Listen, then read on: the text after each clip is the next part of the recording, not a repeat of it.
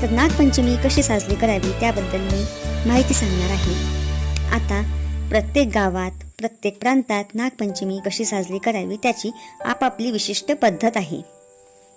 नाग या प्राण्याबद्दल आदर व पूज्य भावना समाजात रुजवण्यासाठी हा सण साजरा करण्याची परंपरा आहे.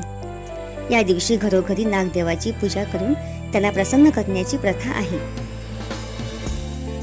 पाटावरती किंवा चौरंगावरती नागाच्या प्रतिमा काढायच्या आहे. नाग, नागिन आणि त्यांची पिल्ले या प्रतिमा आपण पांढरं चंदन वापरून सुद्धा काढू शकतो किंवा तांदळाच्या राशीने सुद्धा काढू शकतो किंवा नाग, नागिन यांचा प्रतिमा असलेला फोटो सुद्धा आपण ठेवू शकतो. सर्वप्रथम गणपती बाप्पांची स्थापना करायची असते, कारण कोणतेही पूजन करताना गणपती बाप्पांचं प्रथम स्मरण आणि पूजन केलं जातं. मातीचे नागनागिन बनवून सुद्धा पूजा केली जाते. तुम्हाला जसे सोयीस्कर वाटेल तुम्ही त्या पद्धतीने पूजा करू शकता. श्रावण महिना शिवाची उपासना करण्यासाठी अत्यंत महत्त्वाचा मानला जातो. त्यामुळे नागपंचमी आणि नागाला विशेष असे महत्त्व प्राप्त झाले आहे. नागपंचमीच्या आदल्या दिवशी भावाचा उपवास देखील केला जातो. तर यावर्षी नागपंचमी शुक्रवारी 9 ऑगस्टला आहे, तर 8 ऑगस्ट म्हणजे गुरुवारी आपल्याला भावाचा उपवास करायचा आहे. दिवसभर उपवास करून दुसऱ्या दिवशी पूजा करून हा उपवास सोडला जातो. भावाला चिरंतन आयुष्याची प्राप्ती व्हावी, तो प्रत्येक दुःख आणि संकटातून तारला जावा, यासाठी भावाचा उपवास केला जातो. नागपंचमीची पूजा करण्यासाठी आपल्याला तांदूळ, हळद, कुंकू, अक्षता, कापूर, धूप, अगरबत्ती, कापसाचे पांढरे वस्त्र, फुले, बेलाचे पान, दुर्वा, पाणी हे सर्व साहित्य लागणार आहे. त्यामध्ये दूध, साखर हे सुद्धा लागणार आहे. चला तर मग आज नागपंचमीची पूजा कशी करायची ते बघूया. सर्वात आधी दीप प्रज्वलन करायचे आहे, तर त्यासाठी आपण दिवा लावून घेऊया.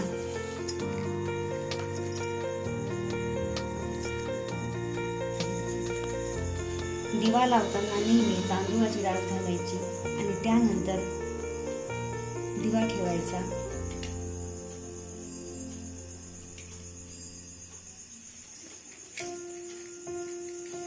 आता या दिव्याचे आपण हळद कुंकू वाहून पूजन करूया आणि दिव्याला सुद्धा एक फूल वाहून घेऊया. तर अशा प्रकारे दीप प्रज्वलन झालेले आहे. आता सर्वात प्रथम कुठलीही पूजा करताना गणपतीची पूजा करणे अत्यंत महत्त्वाचं असते. तर आज देखील आपण प्रथमतः गणपतीला स्नान घालणार आहोत. तर त्यासाठी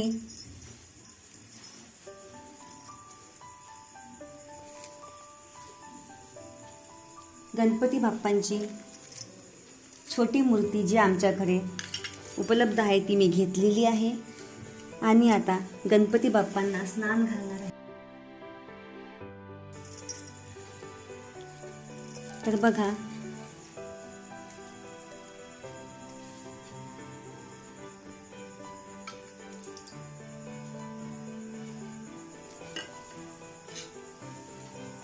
प्रथम पाण्याने, नंतर दुधाने,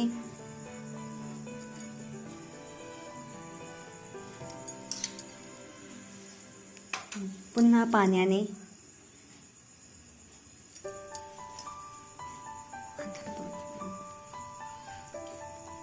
अशा प्रकारे गणपती बाप्पांना स्नान घातलेले आहे.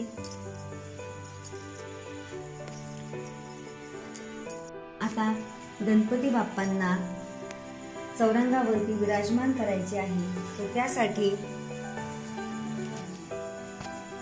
असे एक गणपती बाप्पांना आपण बसायला आसन घालणार आहोत आणि या आसनावरती तांदूळाची रास घालायची आहे आणि त्यावरती आपले गणपती बाप्पा हे विराजमान होणार आहेत. बघा, अशा प्रकारे गणपती बाप्पांना विराजमान केलेले आहे. आता गणपती बाप्पांना हळद कुंकू वाहून अक्षता वाहून घेणार आहोत. त्यानंतर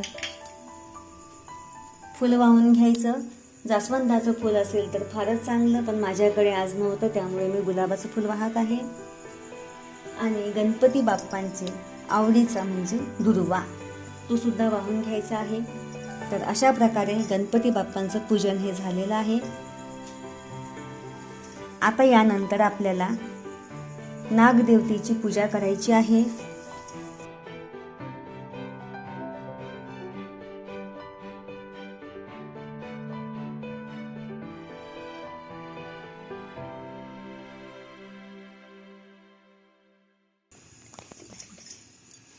गणपती बाप्पांचे पूजन झालेले आहे. आता आपल्याला नागदेवतेची पूजा करायची आहे. तर त्यासाठी आपण पाटीवरती असे नागदेवतांचे चित्र काढू शकतो. बघा, मी अशा प्रकारे काढलेले आहे. आणि आता हे चित्र मी इथे ठेवणार आहे. आता आपण नागदेवतेला हळद कुंकू वाहणार आहोत.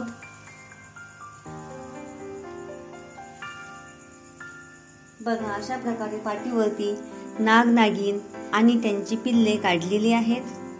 यावर अक्षता वाहायच्या आहेत.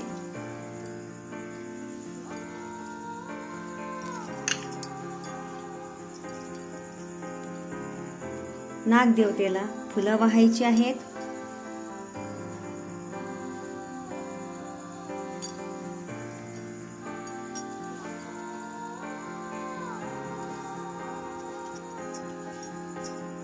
आता कापसाची वस्त्रमाळ घालायची आहे. बघा, ही वस्त्रमाळ मी घरीच तयार केलेली आहे.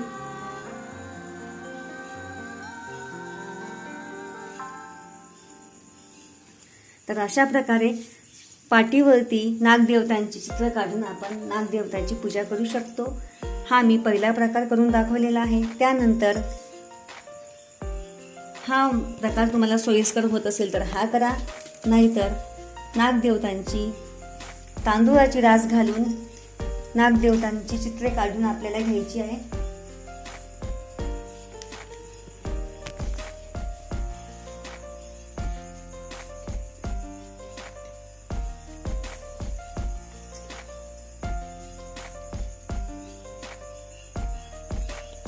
प्रकारे तांदळाच्या राशीने नाग नागिन व त्यांची पिल्लं मी बनवून घेतलेली आहे.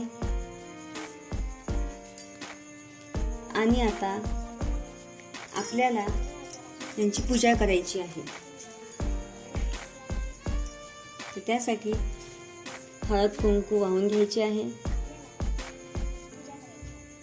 हळद कुंकू अक्षता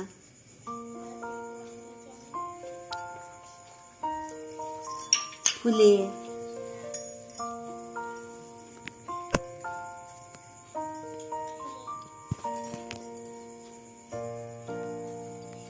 बघा, अशा प्रकारे फुले वाहून घेतलेली आहे.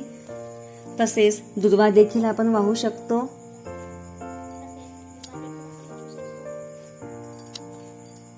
बघा, अशा प्रकारे मी दुर्वा वाहून घेतलेला आहे. आता कापसाची वस्त्रमाळ घालायची आहे.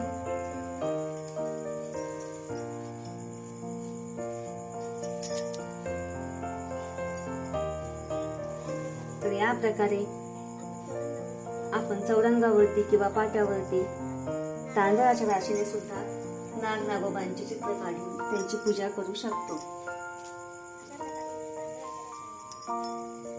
अशा प्रकारे मी तांदळाच्या राशीने काढून घेऊन बघा पूजा केलेली आहे. आता यातला तिसरा प्रकार म्हणजे आपण जी मातीची नाग देवता तयार करतो त्याची सुद्धा पूजा करू शकतो. तर त्यासाठी मी मातीचे नाग नागिन बनवून घेतलेले आहे.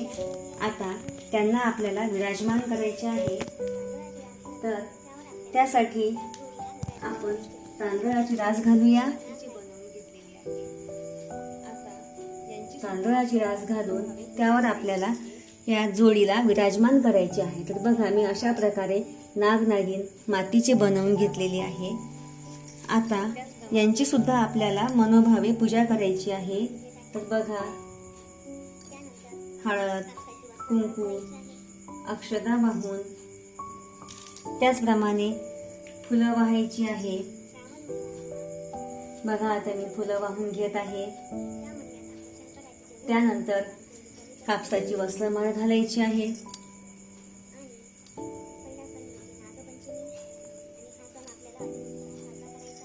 श्रावण महिना हा शंकराच्या उपासनेचा मानला जातो. या महिन्यात आपण शंकराची जेवढी आराधना कराल तेवढी कमीच असते. आणि पहिला सण म्हणजे नागपंचमी, आणि हा सण आपल्याला अति उत्साहात साजरा करायचा आहे. बघा, अशा प्रकारे मी पाटीवरती नागदेवतेचे चित्र काढून पूजा केलेली आहे. त्यानंतर तांदळाची रास घालून पूजा केलेली आहे आणि मातीचे नागनागिन बनवून त्यांची सुद्धा पूजा केलेली आहे. तर नागदेवतेजवळ नैवेद्य ठेवायचा आहे. पूजा आपली करून झालेली आहे. तर बघा, नागदेवतेला दूध अर्पण करायचं आहे. त्याचप्रमाणे लाह्या, फुटाणे यांचा नैवेद्य ठेवायचा आहे. तर बघा, अशा प्रकारे मी नैवेद्य ठेवून घेतलेला आहे. दूध, साखर, गव्हाची खीर, उकडीची, पुरणाची डिंड दाखवली जातात. श्रावण शुद्ध पंचमीला कालिया नागाचा पराभव करून भगवान श्रीकृष्ण यमुना नदीच्या पात्रातून बाहेर सुरक्षित आले. तो दिवस नागपंचमी म्हणून साजरा केला जातो. सापाला शेतकऱ्यांचा मित्र मानले जाते. आणि आता धूप लावून घ्यायचा आहे. धूप लावून, अगरबत्ती लावून ओवाळून घ्यायचं आहे. त्याचप्रमाणे आरती म्हणायची आहे. बघे, तर अशा प्रकारे आपण आपल्याला जसं सोयीस्कर होईल त्याप्रमाणे नागदेवतेची पूजा करू शकतो.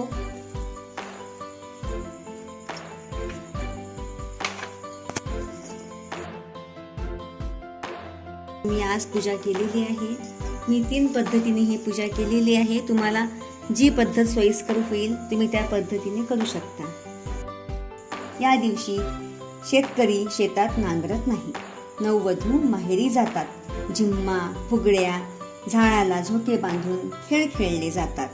या सर्व गोष्टी आनंदाने साजऱ्या करत महिला नागपंचमी हा सण साजरा करतात. आजच्या व्हिडिओमध्ये आपण बरीच माहिती घेण्याचा प्रयत्न केला आहे. व्हिडिओ आवडला असेल तर जास्तीत जास्त लोकांपर्यंत शेअर करा, लाईक करा, चॅनलला सबस्क्राईब करा. व्हिडिओ कसा वाटला याच्या प्रतिक्रिया कमेंट्समध्ये नक्की